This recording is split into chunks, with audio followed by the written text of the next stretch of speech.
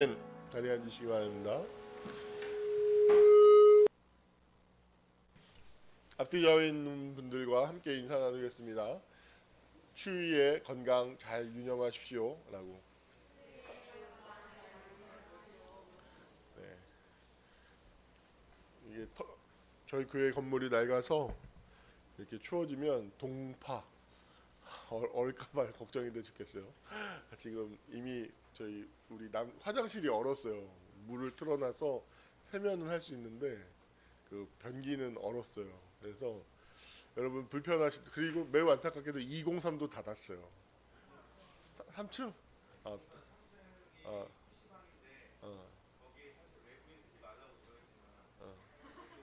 어, 들으셨? 네네네. 그 3층. 네. 또 좀 불편하시더라도 물 호수에다 이렇게 바켓을 갖다 놨거든요. 이렇게 볼일 보시고 그 바켓을 담아서 변기를 뚜껑을 열고 그 위에 물을 벗어 내리면 처리할 수 있습니다. 네. 좀 불편한 상황입니다. 그러니까 불편을 좀 서로 감안하고 함께 했으면 좋겠습니다. 정인이 사건이 사회적으로 큰 이슈가 되고 있어요. 근데 참 저는 인간이라고 하는 존재는 참 망각의 존재다라는 생각이 드는 게 사람이 어떻게 저럴 수 있지? 막 그렇게 얘기를 해요.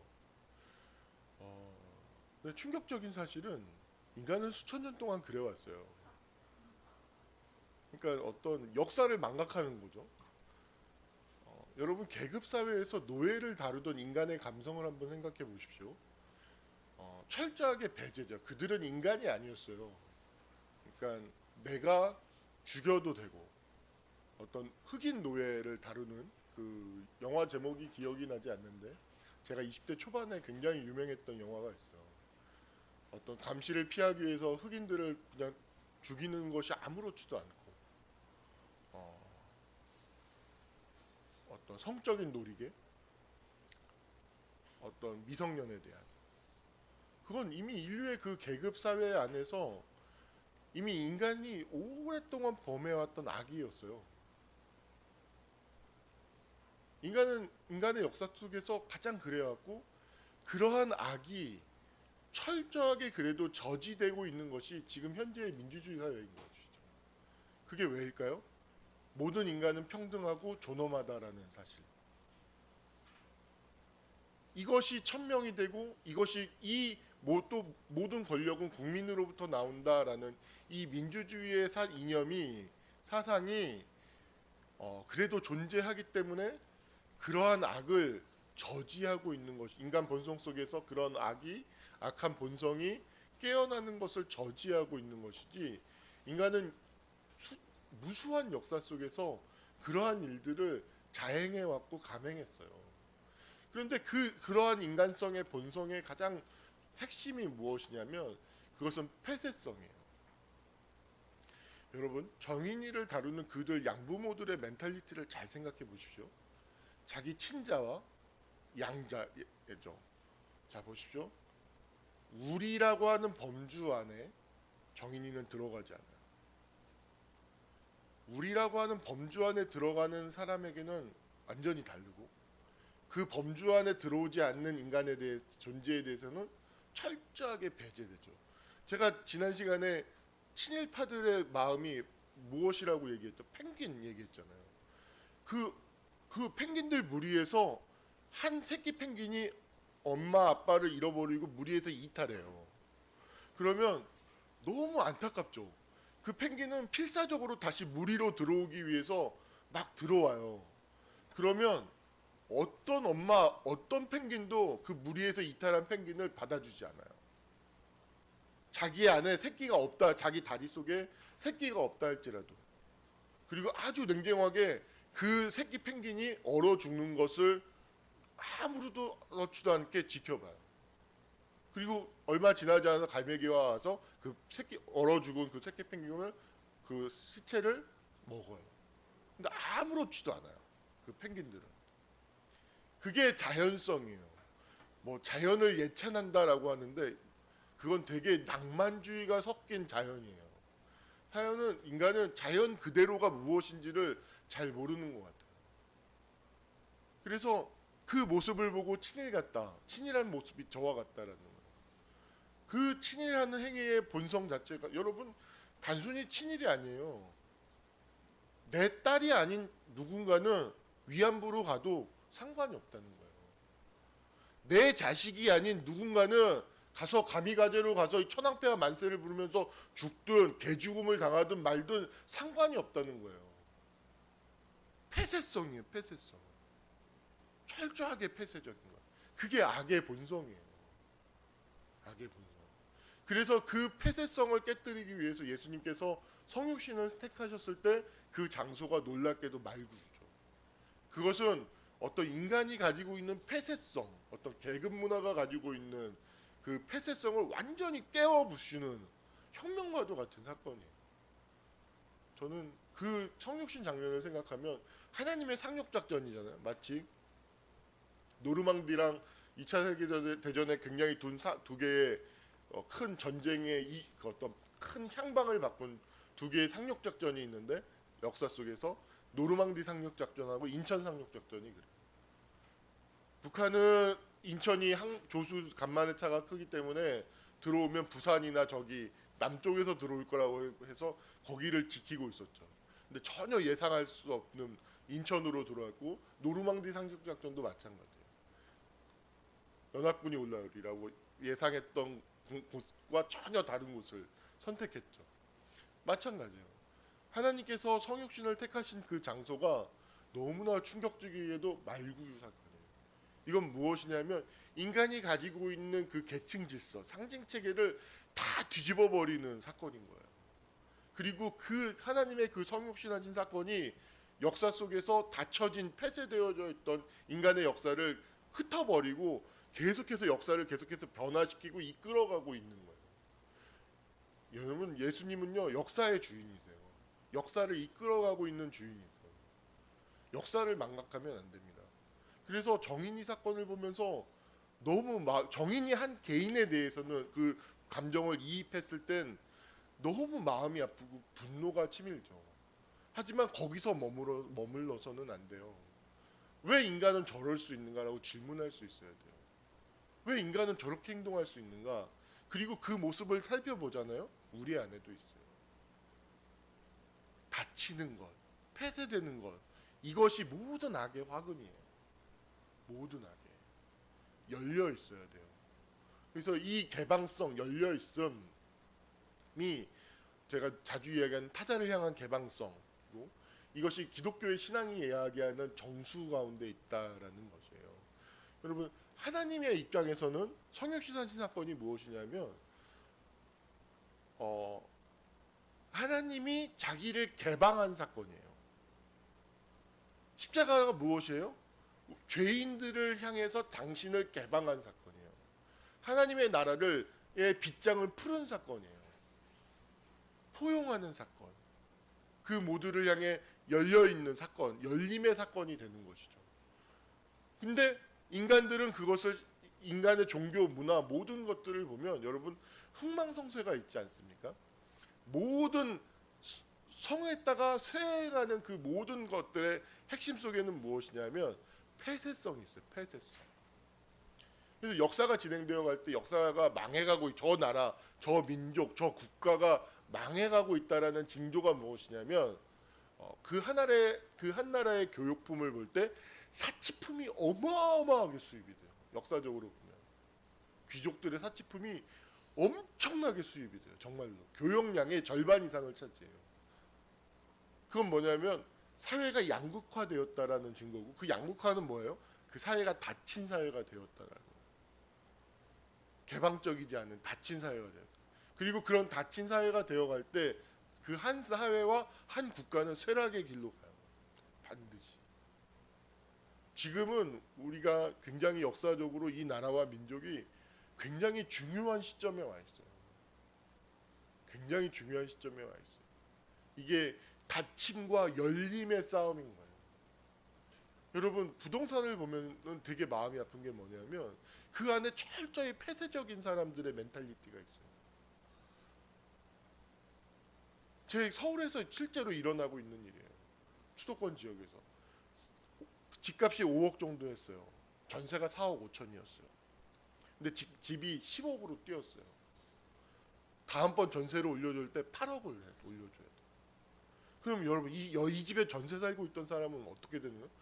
가만히 있는 데서 3억 8억이 그냥 5억이 순식간에 날아간 거예요.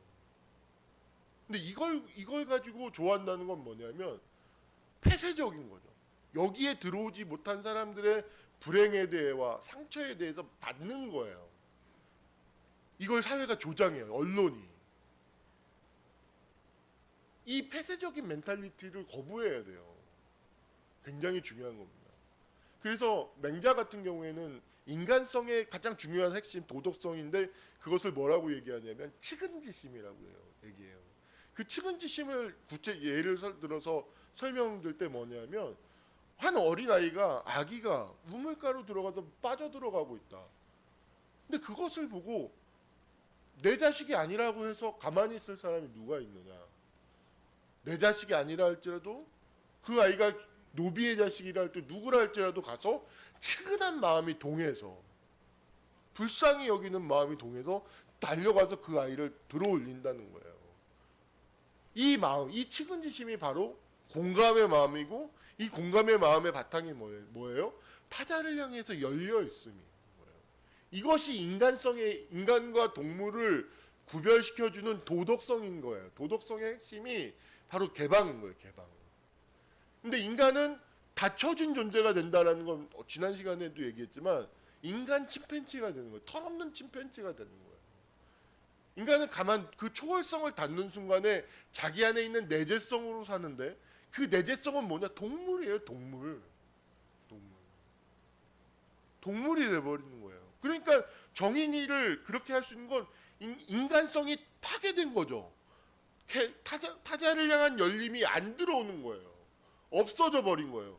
그 어린 펭귄이 무리에서 이탈해서 얼어 죽는 것을 외면하는 그 동물성이 작동하는 거죠. 얘는 우리 애가 아닌 거예요. 우리 애가. 우리라고 하는 범주에 들지 않는 거예요. 배제하고 죽어도 상관없는, 갈매기가 와서 쪼아먹어도 상관없는, 밤새 얼어 죽어도 상관이 없는 그런 존재가 되는 거예요. 이게 동물이에요. 동물. 그래서 인간은 반드시 교육해야 된다고 얘기했던 거예요. 가만히 내버려두면 동물이 되어가니까. 반드시 가르치고 반드시 교육해야 되는데 그 가르치고 교육하는 것이 무엇이었냐면 기술이 아니에요. 돈 버는 기술이 아니라 바로 사람됨을 가르쳐야 된다고 했던 거예요. 사람됨을. 그것을 망각한 결과인 거죠. 근데 정말 또 충격적인 건 뭔지 아십니까? 정인이 부모님이 교회 다니는 사람이라. 심지어 CBS 직원이라는 거예요. 복음 전파하는 복음. 아침마다 조회하고 월요일마다 예배한다는 그 하나님 믿는 그 직장이라는 곳에서 그런 사람, 그런 멘탈리티를 가진 사람이 나올 수 있다는 것은 이건 우리가 생각해야 되는 거예요. 신앙이 무엇이지? 정말로 너무너무 마음이 아프고 화가 나고 정말 그래요. 어쩜 이럴 수가 있는가라는 거죠. 이것에 대해서 정말 사람들이 치열하게 생각해야 돼요. 그래서 정말 마음이 아픈 게 뭐냐면 사회에 어떤 사상가가 없어. 사상가가. 그런 사람들이 나와서 이 이슈에 대해서 인간성에 대해서 이야기해야 되는 거죠. 그런 어른들, 그런 권위를 가진 사람들이 나와서 없어. 사회에 어른이 없어요. 그 사회의 어른들은 다 사회 엘리트들 어른이 됨직한 자리에 있는 사람들은 늘 반문화 즐기고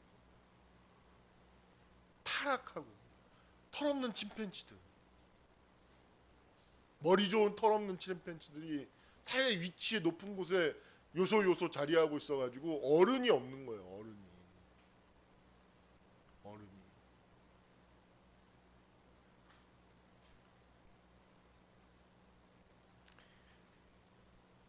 지난 시간에 이어서 천국에 대해서 그래서 이야기하려고 해요.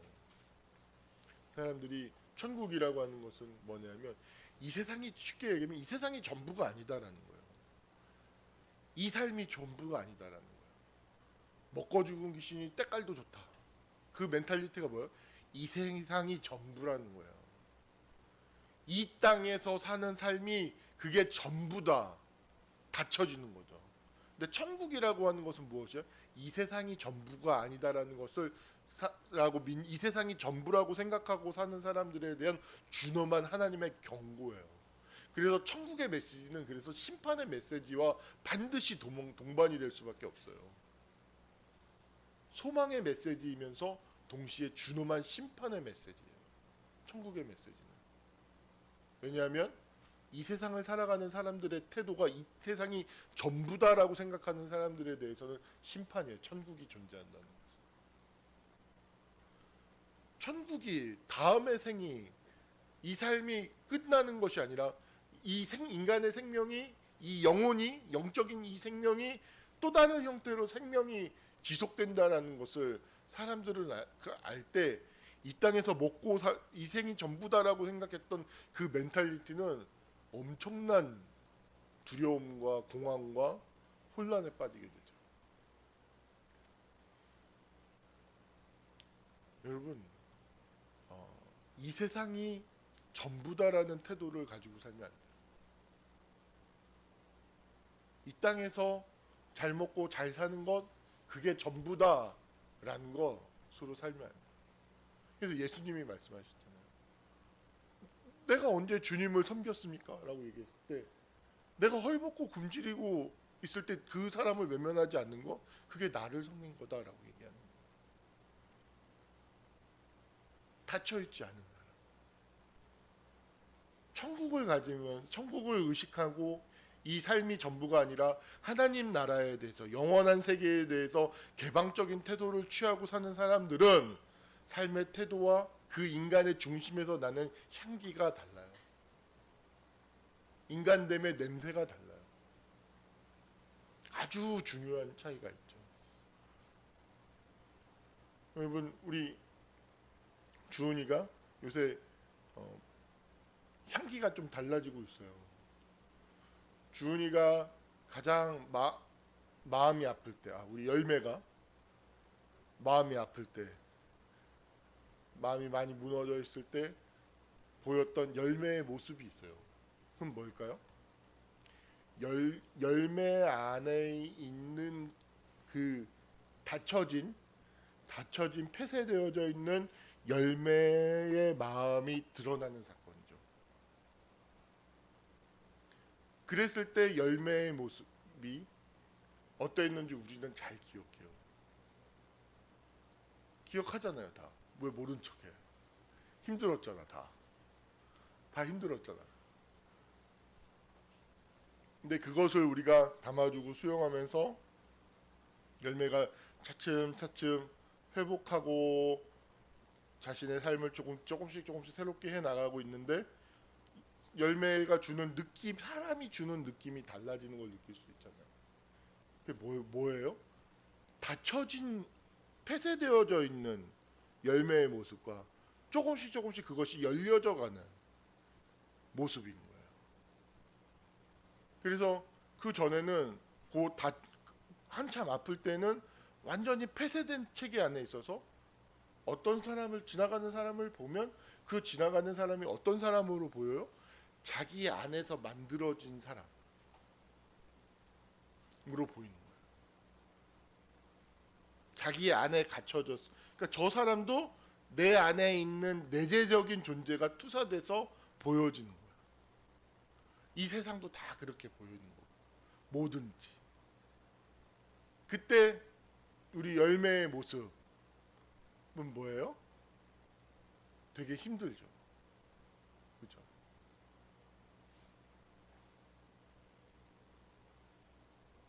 자, 이게 비단 어떤 열매 개인의 문제일 뿐만 아니라 우리 모두에게 생각해봐요. 내가 내재적인 것만 가지고서 살아갈 때 사람은 다 그렇게 변해요. 시간의 문제예요. 열려 있어야 되는 거예요. 근데 잘 보십시오. 인간은 좌표로 나타낼 수 있는 존재가 아니에요. 인간 자체가 초월적인 존재예요. 내가 어디 있어요? 좌표로 한번 나타내봐요. 표시할 수 없어요. 나라는 존재를 어떤 위치를 특정할 수 없어요. 특정할 수 있습니까? 없어요. 인간이 초월적이고 근본적으로 개방적인 존재라는 사실이에요. 그럼 이 초월성과 개방성은 어디서 오느냐? 하나님에서 오는 거예요. 그래서 이 초월성과 개방성은 어떤 방향을 가지고 있어야 되는데 인간의 죄성이 뭐냐면 이 방향성을 잃어버리는 거예요. 그래가지고 하나님을 대신해서 우상을 숭배하고 돈을 숭배하고 권력을 숭배하고 그렇게 되는 거예요. 근데 이 초월성과 개방성이 방향을 갖는 게 바로 예수 그리스도인 거예요. 십자가와 부활, 성육신과 그 예수 그리스도를 통해서 비로소 우리가 하나님을 이 방향성을 갖게 되는 것이죠. 예수 그리스도를 통해서. 그러면 그 방향성이 무엇인지에 대해서 오늘 이야기를 합시다. 예수님을 이야기를 해요. 예수님은 아래에 오신 분이지만 위로부터 오신 분이에요. 초월적인 분. 그러니까 우리를 향해서 다가오셨어요. 이 예수님은 하나의 메시지를 가지고 있어요. 그리고 이분 존재 자체가 하나의 메시지고 이분의 존재 자체가 우리에게 엄청난 영향력과 양식이 되고 힘이 되고 구원이 되는 것이에요. 이 초월적인 이 예수 그리스도, 하늘 보좌를 버리고 이 땅에 오신, 당신을 개방하신, 당신을 열은 이 예수 그리스도라는 이 존재를, 말씀을 듣고 이 말씀을 먹고 예배하고 무엇을 함께 한다는 사건은 이것은 생명의 사건이기 때문에 이것이 온전해진다면 뭐라고 하는 거예요? 반드시 열매를 맺는다는 거예요. 구체적으로 증거가 나타난다는 거예요. 그것이 뭐예요? 30배, 60배, 100배의 결실을 맺는다는 거예요. 뭐예요? 계속해서 이것은 그 생명이기 때문에 성장하게 된다라는 거예요. 성장. 그래서 이 생명으로 말미암아서 이 자체가 이미 충만한 보상이 되는 거예요. 충만한 보상. 내가 늘 얘기하지만 황금알을 낳는 거위가 되는 거죠. 근데 그렇지 못하냐라는 설명을 했을 때 이 안에 사람이 믿음, 이 초월적인 것은 믿음으로만 연결될 수 있는 거예요. 믿음으로만 그것을 내가 양식으로 취할 수 있는 거예요. 내가 믿음으로만 그 영향력을 나를 개방할 수 있는 거예요. 믿지 않고는 안 되는 거예요. 그런데 그것을 왜 그러면 예수님이 이 땅에 오셔서 우리 양식이 되려고 하는데 왜 그것이 안 되냐라고 했을 때 인간이 가지고 있는 그 내재적인 것들에 묶여 있어서 그것들이 계속해서 이 하나님의 이 맺고자 하는 이 생명을 가로막아서 열매를 못 맺을 수 있다는 거예요. 오늘 말씀은 엄청나게 준엄한 심판이에요. 되게 무서운 말씀인 거죠. 열매를 맺는 것이 본성인데 열매를 맺지 못하는 책임이 누구에게 있다는 거예요? 바로 우리에게 있다는 거예요. 무엇 때문에? 자기 안에 있는 것들을 더 사랑하는 마음 때문에. 그것이 열매 맺지 못한다는 거예요. 그것을 가로막는다는 거예요.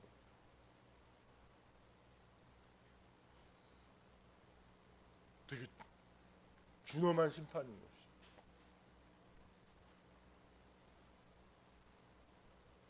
믿어야 돼요. 그래서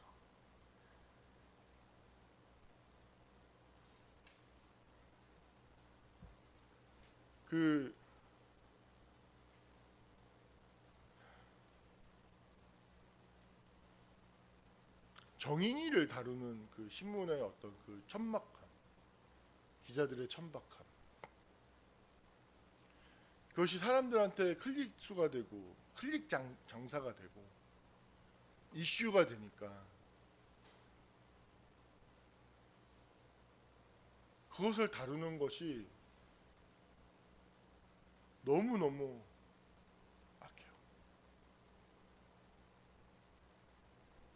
정말로 여러분, 구하라라고 하는 그 여가수의 죽음을 보면 정말로 마음이 아프죠.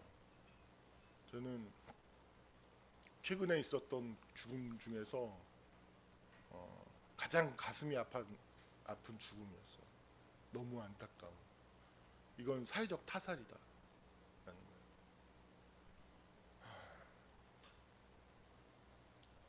정말 악하죠. 그 사건이 드러내고 있는 이 세상의 사랑이라고 하는 것이 얼마나 개떡 같고 이 방송 나가서 참 죄송한데 지랄 같은 것인지를 보여주는 사건이에요. 한 남녀가 사랑을 해요. 그럴 수 있는 거 아니에요? 그럴 수 있다고 생각해요. 안 그렇고 사랑한다는 건 그건 너무 높은 경지의 사람들이야. 그 경지에 도달한 사람들은 인류 역사상 많지 않아요.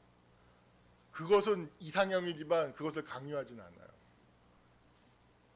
근데 그것을 가지고 그것이 돈벌이의 이유가 되고 협박이 돼. 그리고 그 속에서 자기의 어떤 그것을 지켜내려고 했는데 사회적으로 기사를 다루는 것이 그 본성 그리고 댓글들 못 견디고 싸우고 있고 자기를 지키려고 했던 애가 친구의 죽음과 그런 것들을 통해서 스스로 그 생명 싸우고자 했는데 이기고 싶었는데 허물어져. 근데 그 뒤로 거기서 끝나는 것이 아니라 정말 마음이 아픈 게 엄마가 없이 컸어. 엄마한테 사랑을 받지 못하고 큰 거야.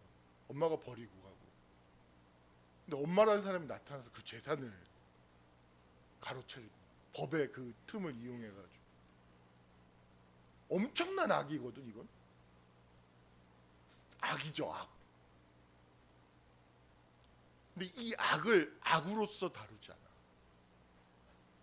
그 악은 엄청난 거악인데 커다란 악이란 말이야. 이 거악을 다루는 거 방식이 옳지 않기 때문에 또다시 이런 일이 생기는 거예요.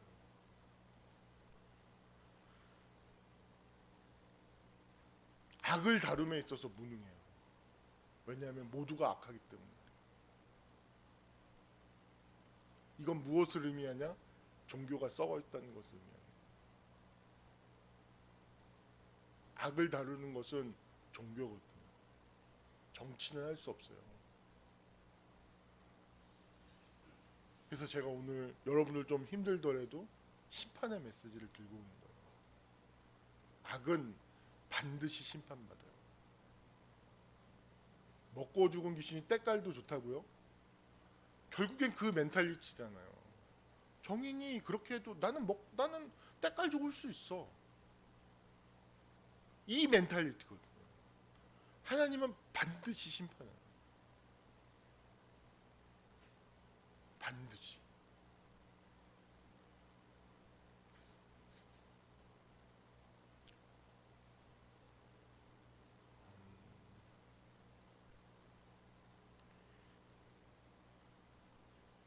우리가 악을 미워할 수 있었으면 좋겠어요. 악을 이길 수는 없어요. 그래서 하나님을 붙잡아야 되는 거예요. 복음은 완벽함을 원하죠. 근데 아니 율법은 완벽함을 원하죠. 근데 복음은 진실함을 원해요.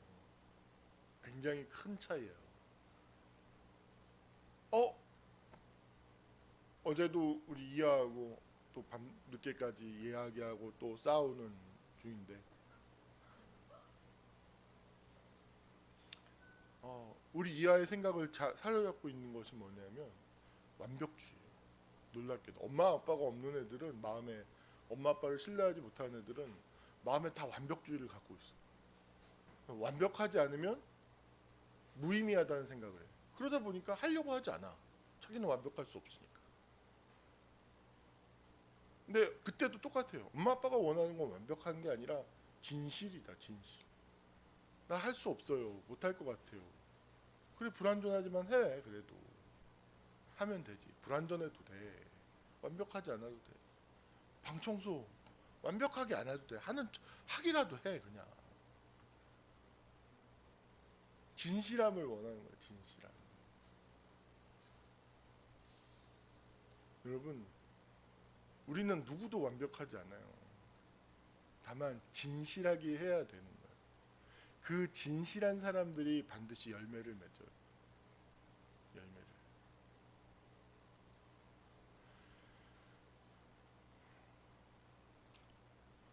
오늘 말씀을 보면 하나님은 우리에게 열매 맺는 것을 기대해요. 변화해요. 이 예수님을 바르게 믿었을 때 변하지 않을 방법이 없어요. 중요한 건 변화가 안 나타나는 건 그 사람이 아직도 예수님을 주로 믿지 않는 거예요. 기독교의 핵심은 뭐냐면 내가 주인이 아닌 거예요. 내가 나의 주인이 아닌 거예요. 근데 이것은 굉장히 중요해요. 이것은 내 마음 안에서 하나님과 나 사이에만 있는 매우 인격적인 것이에요. 이것을 누구도 이 관계에 침해할 수 없어요. 이것이 종교개혁의 메시지의 핵심이에요. 하나님과 나 사이의 이 인격적인 관계를 침해할 수 있고 그것을 지배할 수 있다는 게 쉽게 말하면 카톨릭시즘의 핵심이에요. 핵심. 너희들은 하나님과 인격적인 관계 맺을 수 없다.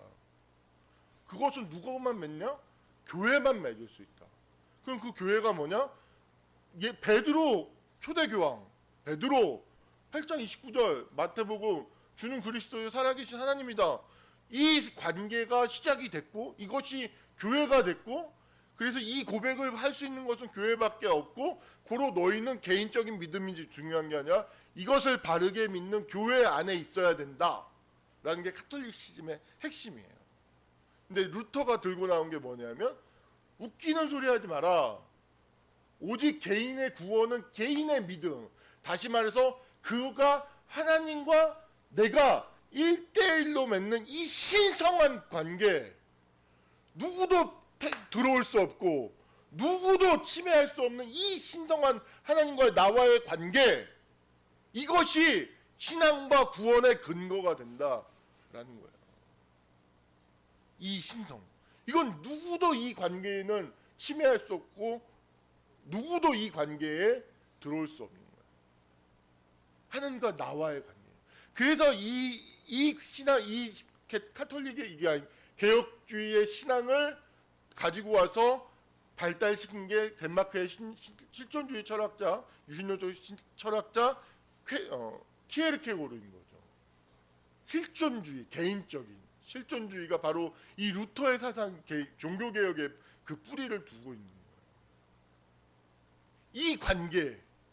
그래서 내가 하나님과 이 개인적이고 인격적인 예수 그리스도를 통한 이 주요 그리스도시요 하나님의 아들, 이 관계를 내가 가지고 있을 때에만, 이것을 믿을 때에만 내가 하나님을 향해서 개방적인 존재가 되는 거예요. 저는 여러분들에게 담아할 수 있는 것은 밖에서 하는 것일 뿐이에요. 그것을 해내는 건 여러분들의 개인의 신앙인 거예요. 개인적으로 하나님과의 관계를 맺어야 되는 거예요. 그렇게 하나님과의 관계를 맺은 사람은 증상인, 병이 바이러스가 들어가면 증상이 나타나는 것처럼 내가 하나님과의 관계를 이렇게 인격적으로 맺으면 반드시 증상처럼 생명이 약동한다는 거예요. 30배, 60배, 100배. 마지막으로 이 30배, 6배, 60배, 100배의 결실을 맺는 사건을 개방적인 사건으로 한번 봅시다. 사람은 닫혀 있어요. 다 기본적으로. 그런데 소위 말해서 성공한 사람들보다는 열려 있어요. 여러분 손흥민을 한번 생각해 봅시다. 우리 손농민. 차범근 선수가 얼마나 이렇게 교만했냐면 차범근 감독이 이제 할아버지인데 자기가 유럽 무대에서 뛰고 100골을 넘게 했잖아요. 이 기록을 하고 난 다음에 은퇴할 즈음에 내 기록은 아마 100년 정도 지나야지 깨질 수 있을 걸. 얼마나. 왜 그만큼 대단한 기록이라는 거예요. 아시아 선수로서. 그만큼 독보적인 것이었죠. 근데 손흥민이 나오고 순식간에 깨져버린 거예요. 이런 150골. 게임도 안 돼. 내가 볼 때 차범근은 이제는 쫙 뒤에 있는 존재가 될 가능성이 많아요. 손흥민을 잘 생각해 보세요. 계속 성장해요. 계속 열려 있는 거예요. 겸손해요. 그리고 이 아버지와의 관계가 확고한 신뢰 관계예요. 닫혀 있지 않아요. 그러다 보니까 이 아버지와의 관계가 아버지를 향한 존경, 사랑, 겸손함, 이 배움에 대한 아버지에 대한 열려 있음, 이 태도가 무리뉴를 대할 때도 그대로 나와요. 겸손, 사랑, 열려 있음, 존경. 포체티노를 만날 때도 그 전 감독을 만날 때도. 그래서 얘는 그 감독을 만나면 날 기용해 주지 않아 이런 게 아니라 그 태도 포체티노를 통해서 배울 걸 배우고 하면서 자기를 계속해서 개발시켜요. 성장해요. 무리뉴를 만나서 되게 힘들었는데 그 사람을 존경하고 사랑하면서 그러다 보니까 이런 사람을 싫어할 사람이 누가 있어. 무리뉴도 손흥민을 사랑하기 시작해. 그래서 막 사랑을 주면서 또 성장하기 시작해. 계속 그 해가 바뀔 때마다 계속 성장하는 거야. 계속 열려 있는 거예요. 여러분들 바이올린 뭐 천재들 그 재능만 가지고 살 것 같아요? 아니요. 그 재능을 꽃피우기 위해서 하루에도 몇 시간씩 연주해요. 몇 시간씩. 대부분의 사람들은 휴가 때 뭐예요? 놀죠. 참 기가 막힌 게 휴가 때 뭐 했어요? 옛날에 장영주 베토벤 소나타를 다 마스터를 했어요. 휴가 받아서 베토벤 소나타를 안 해가지고 그거 휴가 때 다 했대. 일생 그러고 살아요. 계속 자기 성장하기 위해서 사는 거예요. 여러분 모든 성장과 성공의 사건에는 그것이 비단 하나님을 향한 것이 아니다 할지라도 그 현상을 파고 보면 뭐가 있냐면 열려있음, 개방. 이 열려있음과 개방적인 사건은 뭐라고요? 그 사람을 겸손함이 있어. 내가 마치 하나님과의 관계에서 열려있을 때 내가 하나님을 예수 그리스도를 주로 고백하는 것은 겸손함인 거죠. 자기를 비움인 거죠. 그게 그 사람들에게도 있어요. 계속해서 성장하는 맛집. 제가 여기 짱이네 돈가스 집을 좋아해요. 한번 가보세요. 가격은 좀 비싼데 그것이 좀 안타깝지만 아깝진 않아요. 왜냐? 제가 얼마 전에 한 2년 만에 갔어요. 그 전에 자주 가다가 개척하고서는 뭐 주님의 교회 때는 가까우니까 갔는데 멀어져서 안 갔는데 깜짝 놀랐어요. 왜 깜짝 놀라나? 돈가스가 그때도 맛있었는데 더 발달했어. 그때하고는 비교할 수가 없는 돈가스가 또 되어진 거예요. 그 둑툭함. 또 두꺼워지면 뭐예요? 퍼석퍼석하잖아요. 그 퍼석퍼석한 것을 만회하기 위해서 좋은 재료를 써야 돼요. 이게 조금만 안 좋은 재료를 왜 돈가스가 대부분 이렇게 왜 얇은 줄 아세요? 이게 두툼하면요 맛이요 티가 나요. 재료가 안 좋고 냉동했던 거고 수입한 거고 재료가 안 좋잖아요. 두툼하잖아요. 단박에 이 고기의 맛이 티가 나요. 그래서 고기의 맛을 지우기 위해서 그 돈가스를 최대한 얇게 해가지고 그 돈가스 피와 소스로 막 먹게 만드는 거예요. 그런데 돈가스가 엄청 두꺼워져 있어요. 이건 뭐야? 이 재료에 자신이 있다는 거예요. 우리 집 고기는 부드럽지만 퍽퍽하지 않고 고기 맛도 나지만 고기 특유의 비린 잡내가 안 난다는 이 자신감이거든요. 엄청 두꺼워. 먹었는데 깜짝 놀랐어요. 오 맛있어요. 또 가고 싶어서 그때 가고 난 다음에 지금 굉장히 자주 가고 있어요. 얼마 전에 가서 곱빼기까지 먹었죠. 안 되겠다. 곱빼기를 먹어야겠다. 뭐예요? 계속 발달하는 거? 이분이 계속해서 성장하는 이 만드는 분. 가고 싶은 거.